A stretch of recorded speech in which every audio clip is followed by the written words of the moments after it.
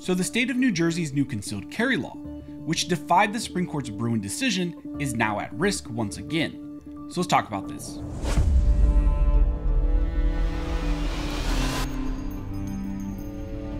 As I mentioned in the intro, in this video we will be discussing the state of New Jersey's new concealed carry law, which was just halted recently by a federal court judge.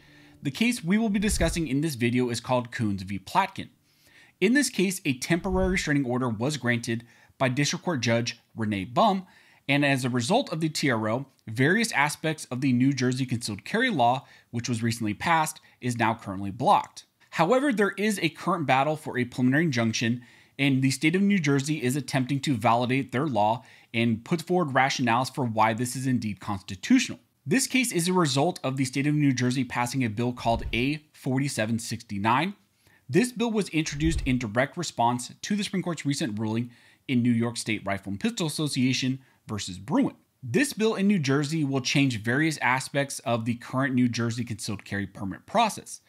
The legislation requires gun owners who want to have a permit in the state of New Jersey to purchase liability insurance and also take a longer training course requirement. The bill will also increase permit fees, and then it creates more sensitive place restrictions or more sensitive locations. It would also prohibit carrying guns on private property unless the property owner actually allows it. This law is being challenged in the case, and originally the plaintiffs sought a TRO, which was granted by the judge, and they are also seeking a request for a preliminary injunction, which means that they want to halt the enforcement of this law, at least while this case is being litigated all the way through trial. And the judge here in this case already, Renee Bum, has granted a TRO. In that order, the judge stated, defendants press this court to refrain from acting urgently and to afford them more time to set forth the legal justifications for the legislation. The state defendants argue a hasty injunction would short-circuit the democratic process while the litigation process is underway.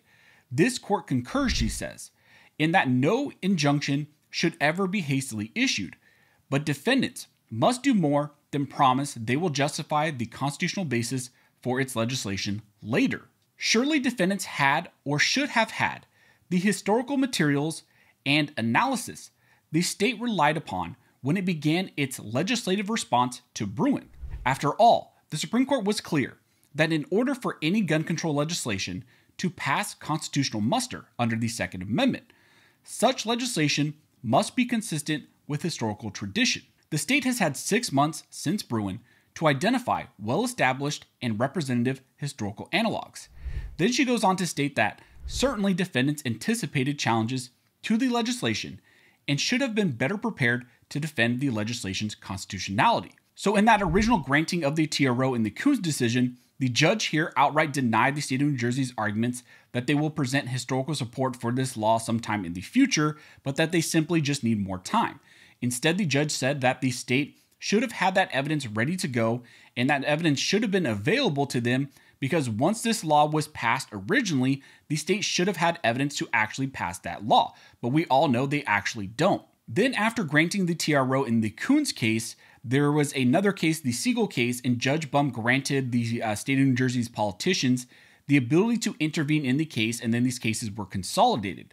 But when granting the motion to intervene, she essentially warned the politicians there that she will not actually allow them to present this balancing of interest or means and scrutiny, which was struck down by the Supreme Court. In the order granting their motion to intervene, the judge here stated, at the same time, the court implores the presiding officers to focus their argument on the legitimate legal issues pending before this court after the clear dictate from the United States Supreme Court in New York State Rifle and Pistol Association versus Bruen. The presiding officers note that they intend to provide perspective on the critical public health, safety, and welfare issues that led the legislator to enact Chapter 131.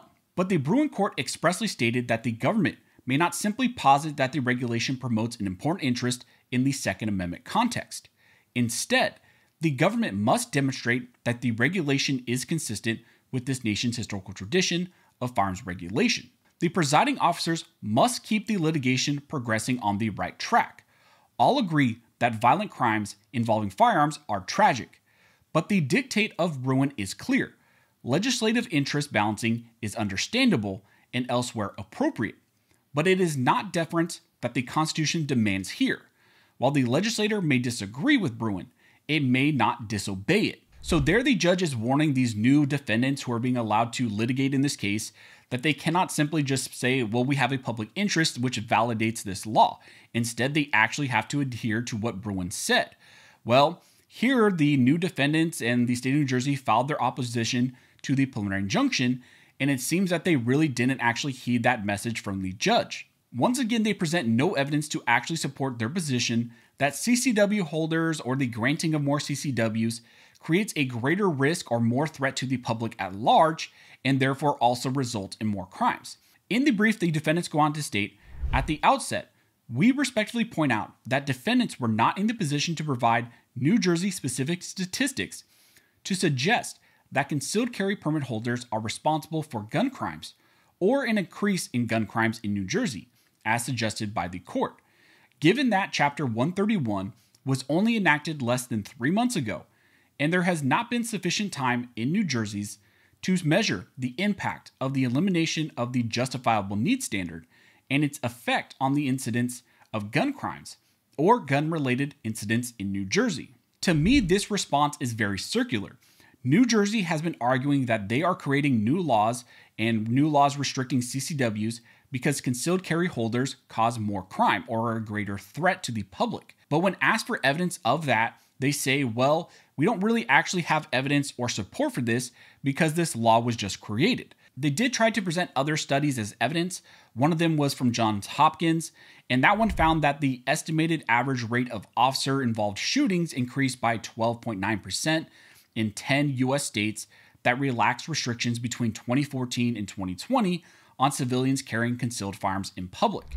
So one of the justifications that is appeared to be presented here is that by laxing CCWs, then that leads to more evidence that police officers are maybe going to be likely to shoot an individual, maybe a concealed carry holder, and therefore CCW should be restricted because of this fact. And really, this evidence to me is really just pointing to the fact that there was maybe a law enforcement officer issue or an issue between law enforcement officers being comfortable with CCWs or maybe being more aware of CCW laws.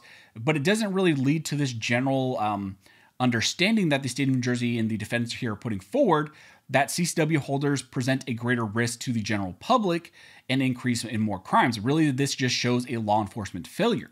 Then they argue essentially that any place where knowledge is accumulated implicates the First Amendment, and therefore that location is off limits for your exercise of your Second Amendment rights. They state, moreover, libraries, museums, and similar institutions are repositories of knowledge and ideas, and as such, they have long been held to implicate the First Amendment right to receive information. The conclusion to be drawn in a setting such as a library is that a law-abiding citizen's right to armed self-defense should give way to countervailing considerations when, as here, the location is devoted to activities that involve the regular exercise of First Amendment rights, including, as the Bruen Court held, government buildings, courthouses, and polling places. So there, the defendants are essentially arguing that anywhere where maybe knowledge is accumulated, like libraries, museums, or other locations, that implicates the First Amendment.